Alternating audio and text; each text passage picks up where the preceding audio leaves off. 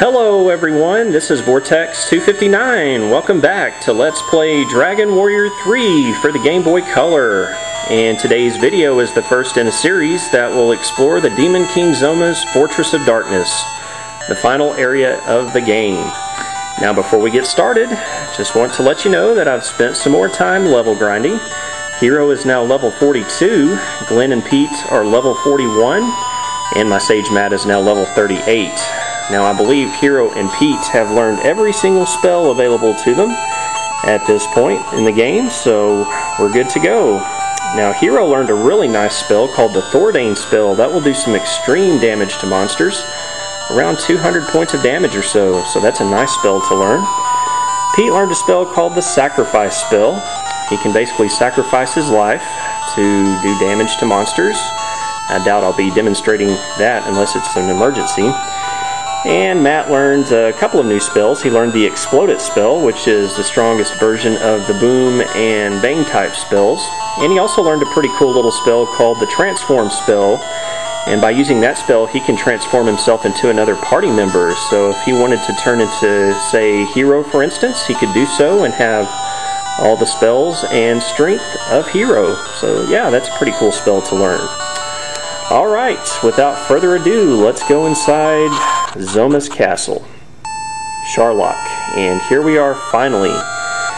Now if you're underleveled, you will definitely know it once you start exploring Zoma's castle. There are some of the toughest monsters in the game here inside this castle.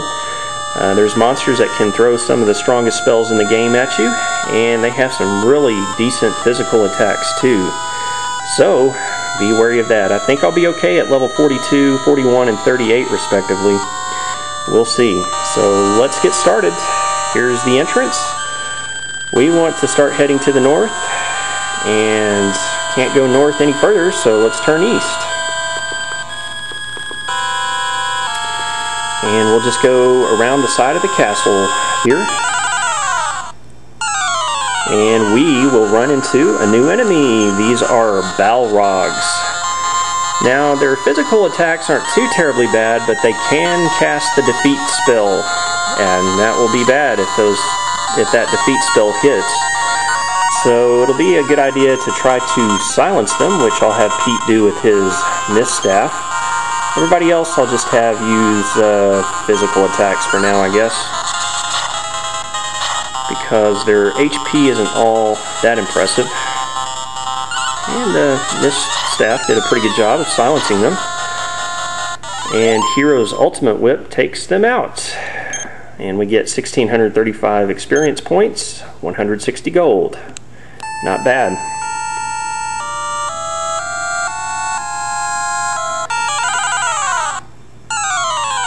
And here is another new enemy. These are Mantigores on the right. Now these Mantigores can cast some very strong spells. They can cast the Infamous spell, the Blazemos spell, and the Bounce spell. So you may want to try to silence them if you can. I guess I'll have Pete try to silence the Balrogs so they don't cast defeat on me. And this may be a good opportunity to demonstrate the Explode It spell. That's a pretty cool animation. And it does some really nice damage. Wow. I like that spell. Nothing to it. 3,165. That's probably the most experience I've received from monsters other than the Metabols. Now if you have a thief with the smell spell, you'll find that there is a couple of treasures in this room. And one of them can be found down here. I guess the proper grammar would be to say there are a couple of treasures in this room. Any English teachers out there watching my LP? I had to save myself there. Okay, you've got a barrier floor here, so let's have Matt cast the Step Guard spell so we don't take damage. And if we explore right here, we will find Tiny Metal number 99. One more tiny metal to go and we can get the gold pass.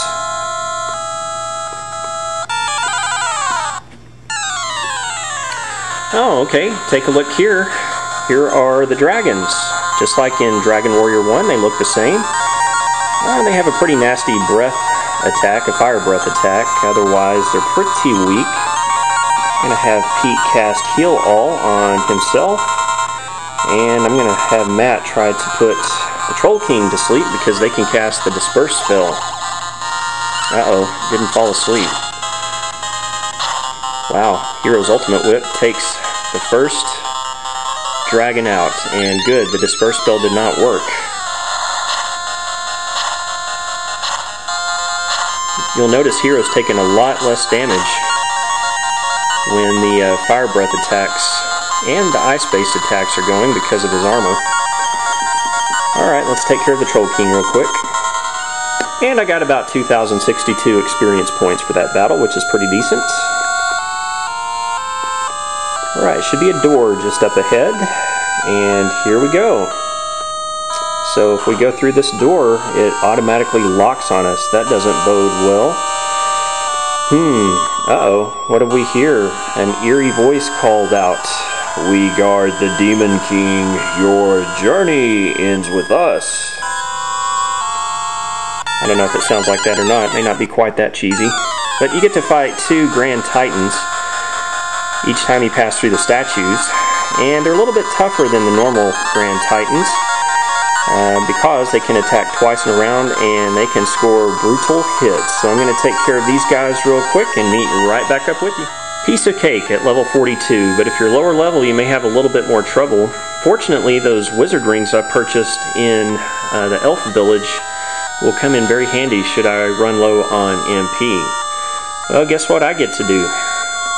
I get to fight more Grand Titans. Okay, just one more set of statues, I believe. Yep, this is the last pair. Okay, defeated the last 2 Grand Titans, and as you can see, the gate just up ahead has been unlocked, only to lead to a barrier type floor. So we'll definitely need Step Guard here. So we'll use the 2 measly magic points needed to cast that, and that will protect us from some pretty extreme damage. And what have we here? We have a couple of thrones, but nobody is sitting on them. Well, what do you say we step forth a little bit and search in between the 2 thrones and find our 100th Tiny Medal? Alright, yeah, you tell them, Homer. We are through collecting Tiny Medals in this game, and we can now go get the Gold Pass. So, just in case you're curious what the Tiny Medal Master says when you turn in your 100th Tiny Medal, well, let's find out, shall we? So let's go inside the Medal Master's house and talk to him. He says, "Welcome, I collect tiny medals from all over the world." That's about the only thing he's known to say to us every time he greets us. You found some medals? Here, I'll take them from you. Hero, the number of medals you've brought me so far is 100. Good, Hero has brought me 100 medals so far. That earns you the Gold Pass. So now I have unlimited tries at Pachisi using that Gold Pass. I can play as many times as I want to. Don't need the tokens anymore. Hero, you have found 100 medals. I have no more rewards to give. I thank you for your efforts. Never forget that stellar spirit of exploration and put it to good use for bettering the world's people. I'll be quietly cheering for you. So that's pretty much all he says. So we get the Gold Pass, and we don't have to worry about finding any more tiny medals in the game. Alright, well, looks like I'm running out of time for today, so I guess I'll go ahead and stop here. But stay tuned for part 2 of the Fortress of Darkness. We will continue exploring Zoma's Dark Castle. We'll find some tricks and traps up ahead in the later floors, and eventually we'll run into a few surprises as well. So stay tuned for the next episode of Let's Play Dragon Warrior 3 for the Game Boy Color. This has been Vortex 259. Thanks for watching today. We'll see you again next time.